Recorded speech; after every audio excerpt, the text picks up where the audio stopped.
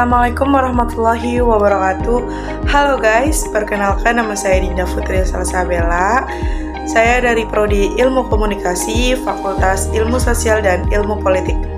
Pada video kali ini saya akan mereview materi pembelajaran tentang komunikasi antarpersonal bab 1, yaitu hakikat komunikasi antarpersonal. Langsung saja kita masuk ke materinya, yaitu yang pertama adalah komunikasi ada sejak manusia ada.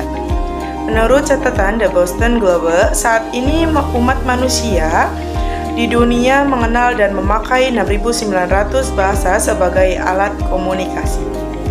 Dari angka yang tercatat, bahasa yang jumlah penuturannya sangat besar yaitu Mandarin, Spanyol, Inggris, Arab, dan bahasa Bengalia di India.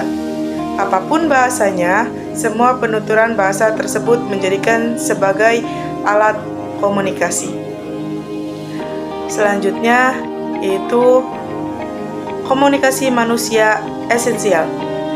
Komunikasi manusia merupakan sesuatu yang sangat esensial karena manusia tidak bisa tidak berkomunikasi atau hidup akan lebih hidup jika ada kehidupan. Komunikasi merupakan pusat atau inti dari sebuah kehidupan manusia karena komunikasi sangat efektif yang membantu kita dalam memecahkan sebuah masalah dalam kehidupan kelompok, organisasi, komunitas maupun masyarakat. Selanjutnya yaitu komunikasi manusia adalah konsekuensial. Pengetahuan tentang komunikasi dapat membawa sebuah akibat atau konsekuensi kepada kehidupan manusia. Dengan mempelajari sebuah komunikasi, maka manusia kita dapat mengetahui bahwa kita tidak hidup sendiri dalam lingkungan sosial dan kebudayaan kita sendiri. Di sini ada 3 pertanyaan tentang komunikasi manusia, yaitu 1. Apa itu komunikasi? 2. Apa sebab orang berkomunikasi? 3. Bagaimana komunikasi itu terjadi? Langsung saja kita jawab pertanyaan tersebut. Apa itu komunikasi? Yaitu komunikasi adalah proses pertukaran informasi, gagasan, pesan antar individu atau kelompok yang melibatkan penggunaan bahasa verbal dan non-verbal. Selanjutnya nomor 2. Apa sebab orang berkomunikasi? Ada 5 sebab orang dapat berkomunikasi, yaitu 1. Sebagai pengaruh orang lain, 2. Membangun atau mempertahankan sebuah hubungan antarpersonal, 3. Dapat memperoleh berbagai pengetahuan, 4. Dapat membantu orang, dan 5. Komunikasi untuk bermain. Selanjutnya, bagaimana komunikasi bisa terjadi? Komunikasi dapat terjadi yaitu dengan melibatkan sebuah model. Model merupakan representasi atau skala Down dari beberapa hal atau peristiwa. Model berfungsi untuk menunjukkan cara kerja atau operasi dalam suatu proses. Nah, kita langsung lanjut saja ke materi selanjutnya, yaitu mitos komunikasi antarpersonal. Menurut David Herbert Lawrence, yaitu mitos biasanya bercerita tentang seluruh pengalaman mendalam manusia, seolah terbenamnya dalam endara dan jiwa yang dapat menjelaskan dan menggambarkan mental manusia. Selanjutnya yaitu awal studi komunikasi antarpersonal. Periode 1960 sampai 1970-an telah menjadikan atau telah terjadi sebuah penelitian komunikasi antarpersonal dari perkembangan penelitian perilaku atau psikologi mulai memasuki era studi komunikasi. Pada tahun 1968, The National Society for the Study of Communication yang memisahkan diri dari The Speech Association of America kini menjadi The International Communication Association.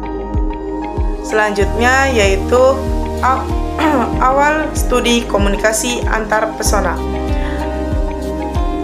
Debat tentang definisi komunikasi Knapp and Daly 2010 mendefinisikan bahwa komunikasi antarpersonal sangatlah umum, di mana definisi tersebut dari komunikasi antarpersonal merupakan proses di mana satu orang merangsang sebuah makna pesan verbal dan nonverbal yang sudah ada dalam pemikiran orang lain.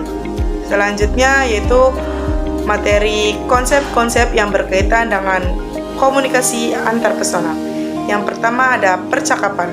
Percakapan atau conversations adalah bentuk komunikasi di mana dua atau lebih orang bertukar pikiran, ide, informasi atau perasaan melalui sebuah kata-kata. Percakapan sering dianggap sebagai pembicaraan formal yang dilakukan sehari-hari. Hal ini hanya karena masalah konteks. Jika kita mendatangi sebuah acara resmi yang formal, maka percakapan kita akan menentukan suatu hubungan yang berkelanjutan. Selanjutnya yaitu speech activity. Tindakan tutur merupakan ucapan yang sengaja dibuat untuk mencapai sebuah tujuan. Yang dimaksud tindakan tutur ada yang informal, seperti janji yang dibuat anak kepada orang tuanya, dan ada juga yang formal sebagai contoh seorang wartawan yang sedang mewawancarai seorang tokoh masyarakat. Selanjutnya yaitu kompetensi komunikasi. Adalah kemampuan individu untuk berkomunikasi secara efektif dan sesuai dalam berbagai konteks dari situasi serta melibatkan persepsi penonton, pembicaraan dalam hal presentasi, vokal, kontrol pesan, perintah bahasa, penampilan fisik, dan sebagainya. Selanjutnya itu self-disclosure, yaitu adalah proses di mana seseorang secara sukarela membagikan informasi pribadi, perasaan, pemikiran, atau pengalaman dengan orang lain. Selanjutnya yaitu perbedaan gender.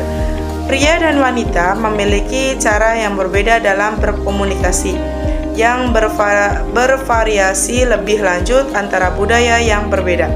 Salah satu perbedaan utamanya adalah pria berkomunikasi untuk berbagi informasi atau menunjukkan pengetahuan, sedangkan wanita sering berkomunikasi untuk meningkatkan hubungan dan berbagi pengalamannya. Selanjutnya yaitu metakomunikasi. Adalah komunikasi tentang komunikasi itu sendiri atau komunikasi tentang tindakan atau proses berkomunikasi daripada berfokus pada isi komunikasi. Misalnya pasangan yang berpendapat tentang bagaimana cara untuk menghabiskan uang mereka. Sekian saja materi yang bisa saya sampaikan.